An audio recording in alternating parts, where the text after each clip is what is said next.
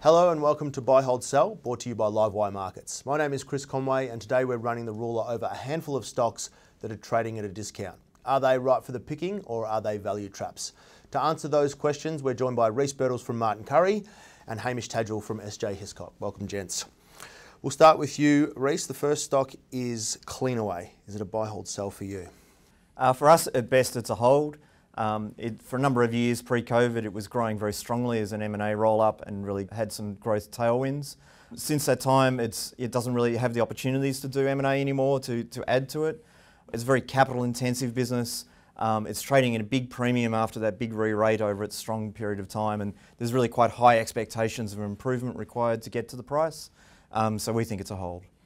Hamish, the stock is a waste management business, of course. It's down around 13% year to date. For you, is it a buy, hold or sell? So we'd probably say it's a buy. We see it as a high quality business, infrastructure type characteristics.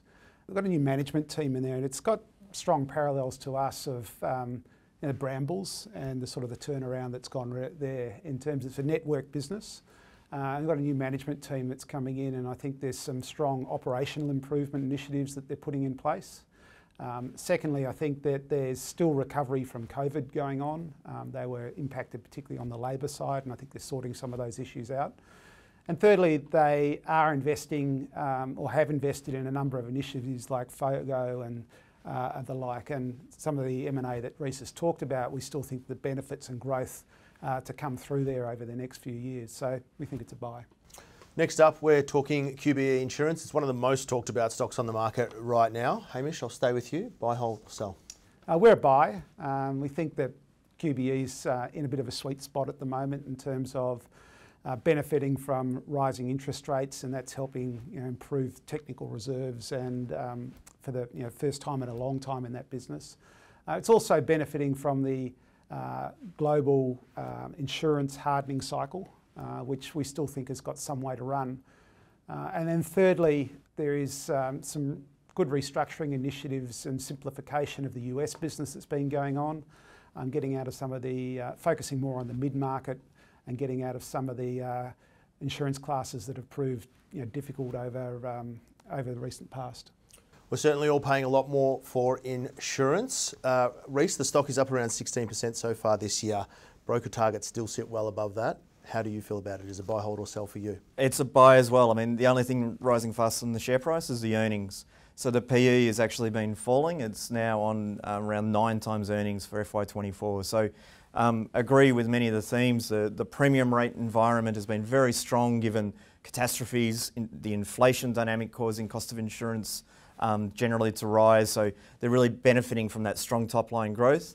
And one of the things we really like in this business is the appointment of a really experienced CEO who's really focusing on rectifying the problems in the business. And it's so important in insurance to be on top of the detail and to get those claims sorted out and to be in the right lines. And then the industry backdrop in the US peers just reported 10% rate increases, low 90% type combined ratios, and that would be very positive for QBE's earnings going forward if they continue that.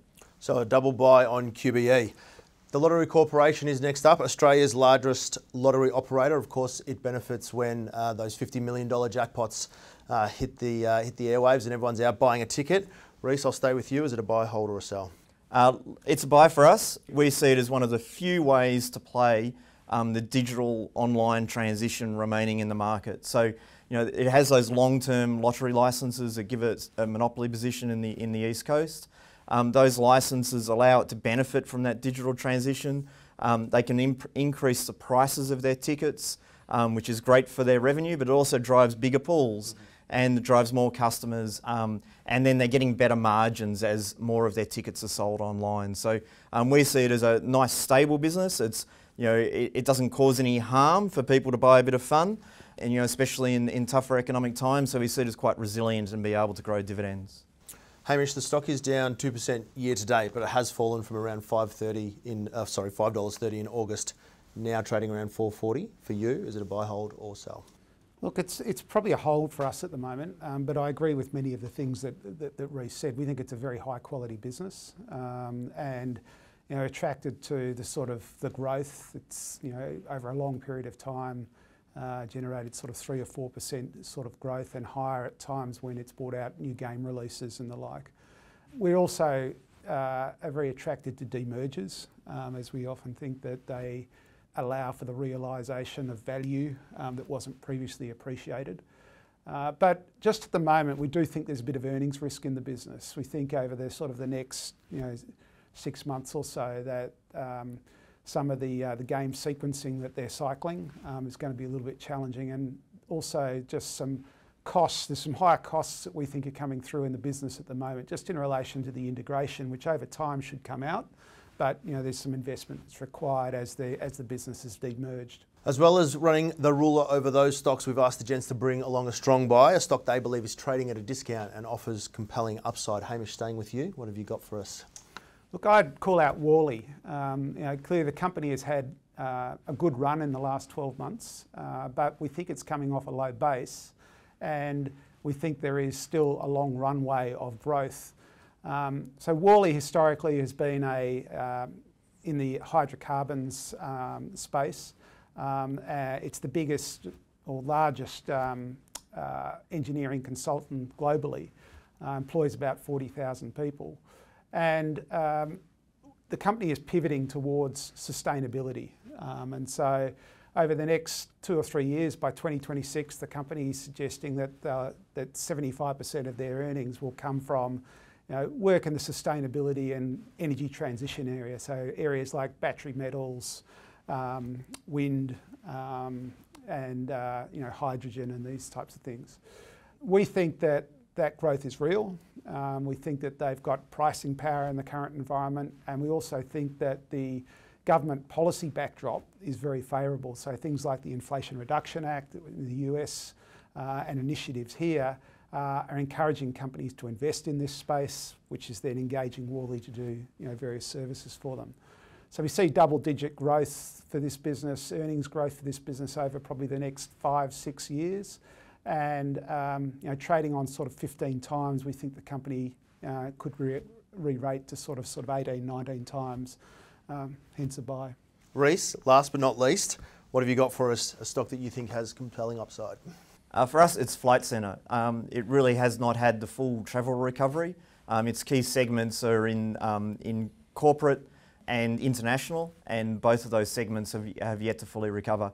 And what we'd say is that Flight Centre definitely did not waste the crisis. So in FY23, Australian travel numbers were at about 80% of pre-COVID. But Flight Centre managed to do 120% of the turnover in their corporate segment because they were winning accounts during the COVID closed period and growing their market share in that corporate business.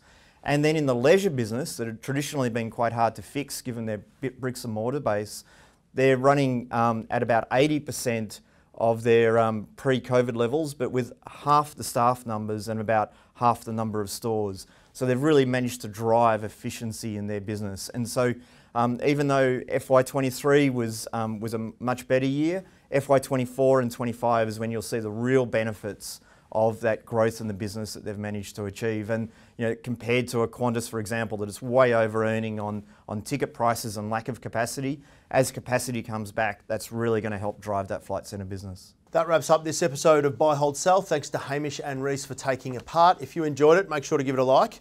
Don't forget to follow our YouTube channel because we're adding lots of great content just like this every single week.